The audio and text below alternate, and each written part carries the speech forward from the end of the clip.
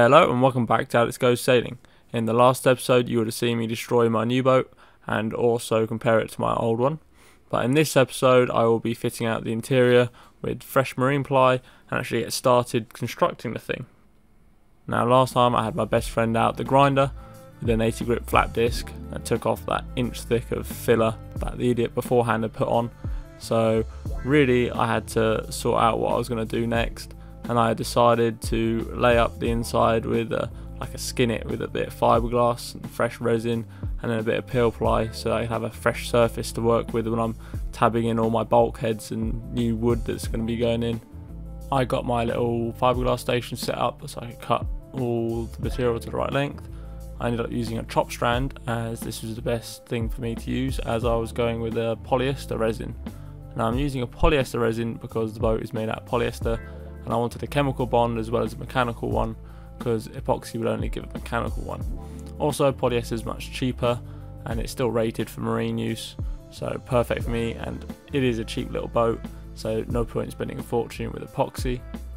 I ended up fiberglassing the boat from the bow to the stern and from the deck joint down, not really a deck joint but where the hull, like the two sections meet together, I did from there down and did everything including the floor.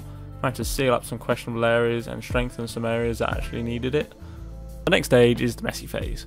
A lot of cardboard and a lot of marine ply came to its end here, but the benefit of using the peel ply when I did the fiberglass, not just what it does to the fiberglass, is also it keeps it clean and means that when I have to go and do my tabbing, I don't have to do too much cleanup really. I ended up making cardboard templates I could just trim to the shape of the hull to make my marine ply cuts. Now this worked out really well and I got really good fit, and the first one was the bulkhead that went underneath the companionway.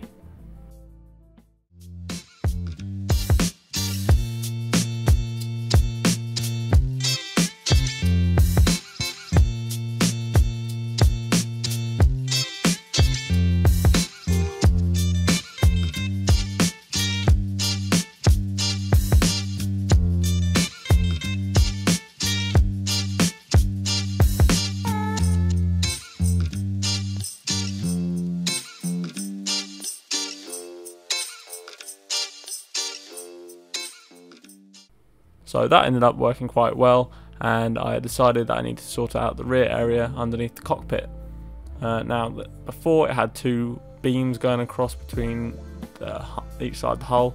This is not how it was designed, and you could see the stress areas. I had to repair it and I did by fiberglass.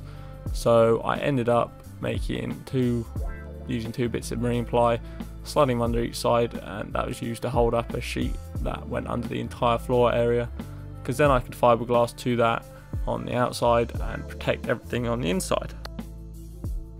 Now I went on to make the rest of the bulkheads for the seating area and also did the anchor locker. I always left a bit extra so I could fit them perfectly to the hull, and then I could tab them in.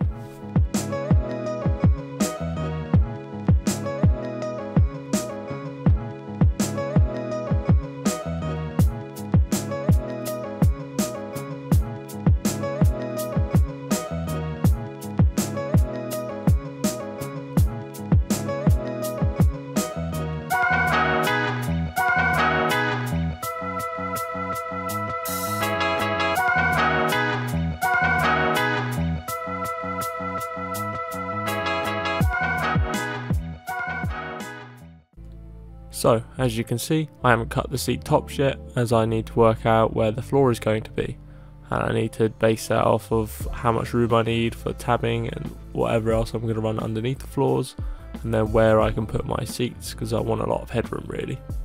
After some procrastination, I got to this, and from that floor height I could work out what my seat height needed to be, so I could have enough headroom for me to sit down without whacking my head, and have enough room for my legs, because they're quite long. Now I used some filler to fill in all the gaps around the edges to get the contact nice and uniform, and then I tabbed it all in with polyester resin and chop strand fiberglass, a few layers, and then give it a few inches overlap each side, and that worked out really well, turned out really strong. I could then start adding the sideboards that would section off where my cupboards would be for the under seat storage, and I had to cut these at each point where each bit of marine ply came across the boat, so I could snug it right down, and it almost created like a watertight compartment for each like locker on the sides, which I don't know if that's a good idea or not, but we'll see. Hopefully I don't sink it anyway. I also cut out the area underneath the companionway so that I've got access right to the back, because that's probably going to have where the deck drains, and I'm going to have maybe a water tank back there or something else. And also I'm going to have like a lifting hatch where the actual companionway is, so I have the step and it raises up, and underneath I'll put toilets, electrics, can hide wiring back there, and any pumps I might have, so I had to make that.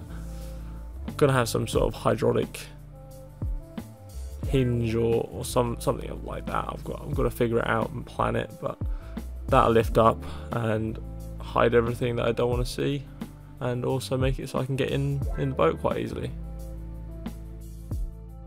I went and splashed out on some nice new hatches for the cockpit area, as I needed to figure out what size holes I needed to cut and how I was going to arrange it so I could do all the fiberglass work for that. I decided to have 4 hatches, 2 on each side, one bigger, one smaller, and this is so I can have the best access and put what I need to have in each side. I had also started to plan the electrics with Sam, and working out where the switch panel was going to go and where all these different components are, and working out what I needed to go buy. In the last episode you would have seen the electrical plan, and we wanted to keep it quite simple so that we could work out what would go wrong if it ever did. And we also had to figure out where our chart plot was going, and we came up with this idea, and we're going to get quite a fancy one, I think, so we'll be able to run an iPad with it so we can use that inside the boat while the chart plot is outside the boat and nice and waterproof. Now in the next episode we'll be working on more of the interior and getting it to look like something you might want to be in one day, and not just look like a right mess. I've also got to come up with a paint scheme for this boat. I'm not too sure if I like this colour at the minute, but you could always leave a comment down below and give me some ideas, and I'll see you in the next episode. So thanks for watching, subscribe and like, and I'll see you next time.